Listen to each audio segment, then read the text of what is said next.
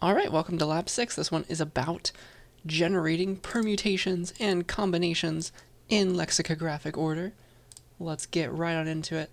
There really isn't a lot for me to put into these slides. It's just here are the things that you're implementing. I stole these from the book, and you're going to go off and do them in C++.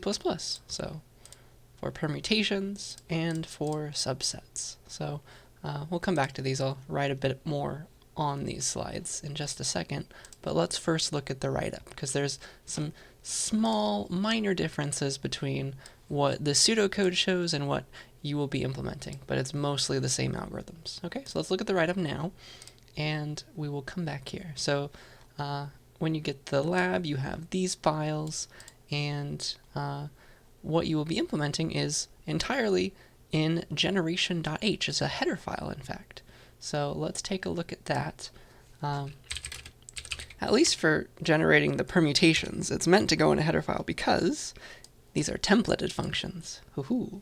So instead of taking and permuting a bunch of, like, a set of numbers only, like genlex permutations is supposed to, we are going to be like finding permutations over just a bunch of random items of some type t, okay?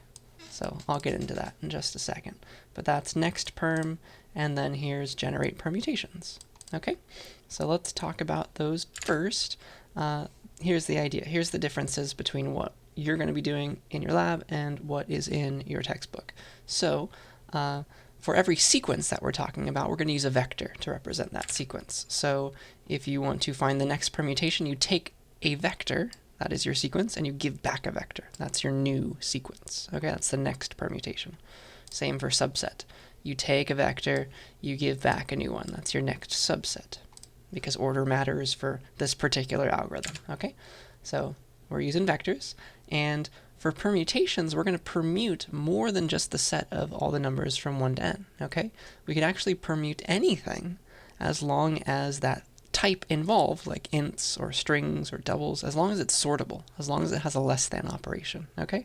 So for instance, if we look at this code, there's no reason we can't use this code. Like, you can check equality of any type of vector. You can check our elements less than or greater than for any comparable type. So we don't have to use just ints, and we're going to use more than just that, okay? So there's no reason why this book's code can't permute all the strings in the vector hello world and blah, for example. Okay, so we're going to use templates because it should work just the same for ints as it should work for strings, yeah? And then finally, instead of outputting stuff, like output p, doing things like that, instead of outputting your permutations, for example, we are going to save them up. We're going to build a vector of vectors, okay? A vector of all the permutations, and give that back at the very end, okay? And the tests are going to be looking for the right order, so you better have made them in lexicographic order, all right? So that is the idea. So for example, generate permutations. Instead of outputting a bunch of permutations, you need to give back a vector of every permutation. So it's a vector of vectors, because each individual sequence is itself a vector, and each new one you make through next perm, you just stick inside of another vector, okay? You're going to give that back. That's the idea, all right? So that is how that is going to work. So the very first thing you do, instead of output, it's going to be like you're going to make a permutations vector. It's going to be like perms.pushback.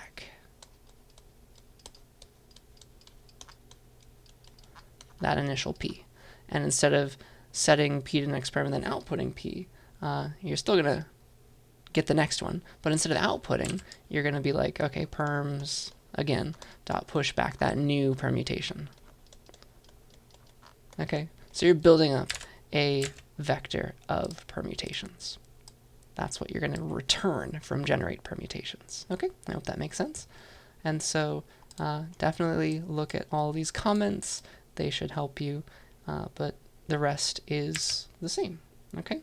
And so instead of calling next perm with a bunch of things, it's just you call next perm with the one vector that is that permutation. It's the vector of all the things in order, okay? So that is next perm and generate permutations. It's a templated set of functions. And then for the other ones, we're going to do generate combinations of things. So that's next subset, genlex subsets. And technically, those functions are not templated. They're only working with ints as usual, as it is in the book. So those shouldn't really be in a header file, but who cares? We're going to do it anyway. It just gives us one place to do our implementation. Okay, so yeah, let's talk about genlex subsets and next subset. Again, you're using vectors all at once, and you're giving back all of these things. Okay, so for example, genlex subsets takes R and N as usual, but you're not outputting anything. You're again pushing back to a vector of all the subsets that you're building up. So you're going to give back that final vector of everything in order at the very end. So instead of outputting, it's all a bunch of pushbacks. Pushback. Okay, that's the main difference. And again, the whole thing, the whole sequence, like you give n and then you give the entire sequence as a vector. Okay, so it's one big thing. One big thing as a vector, return that whole big thing as the next lexicographically ordered subset. All right, that is how that's going to work. And this one works for just ints, just as usual, like the implementation is exactly saying how to do. Okay, but for fun, I have made this templated function that uses genlex subsets and therefore next subset to generate all the combinations of a vector of any type. That's the idea. So this is the way that you can use this book's implementation. If you'd like to look at it, this is the way you can use the book's implementation to go in and be like, all right, I would like to generate all the combinations of size from these items of this thing of any type. And that's how we can like associate numbers that we're getting from here with like indices into our vector of items. So like I was talking about in lecture, you don't really have to worry too much about that. Just get these to work and it should be fine.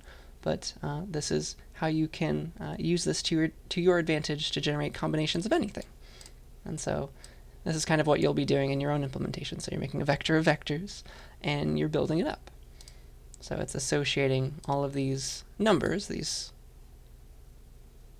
lexicographically ordered subsets, with all of the pieces. So it's going in at that index, for example, and pushing it back to the combination that it's building up. Okay, so that's fun. Take a look at that if you're interested, but it's really only these two functions for subsets that you will be implementing. And I think that is officially it. So that's all you're going to work on. You are going to implement just generation.h. I've made all the tests for you. You don't have to add any of your own. So I've made a testing file for you. That's test generation. And we can go look at that. But I think before we talk about that, I do want to say something special. If you search hard enough in the C++ standard library, there are functions with the same names, like generate permutations, generate combinations. You are, of course, not allowed to use those because that would be cheating. If I catch you, of course, you don't get credit. So please do not look into that. But I just wanted to make you aware of that in case you have to do this in like a job one day. So that all exists somewhere, but I don't want you to use it. And here is the testing file. Okay, so here is it testing all the things that you're doing. So let's see here. We're generating the permutations of things, and this is, for example, trying to generate all the permutations of the numbers between 1 and 5. So just like the book might have, we're actually using ints this time with our templated function. And here is the order in which you should get everything back. And so it's going to check for that. It's going to build up a string stream of all the things that you give back, and it's going to make sure that this is the proper order. Okay? You see how it's increasing. And 5, 4, 3, 2, 1 is the last one. And so that's the first test. Then we have other permutations. Of course, we can also permute strings. Not a big deal. We'll generate all the permutations of those. And it should be in this order. Okay, so it should work just the same because it's a templated function, and these are types that we can compare against. Strings can be compared, ints can be compared, and then here's testing your subset generation. So all the subsets of size 3 out of the numbers from 1 to 5, and so here are all of those, for example. That's what the algorithm should make happen. And assuming you got that all working, then I'm using my templated generate combinations function to go and use your genlec subsets to actually make all the different combinations of a set of anything. So this vector of Pokemon names, for example. And this would be the proper order that you would get that back in, assuming your genlec subsets did everything properly.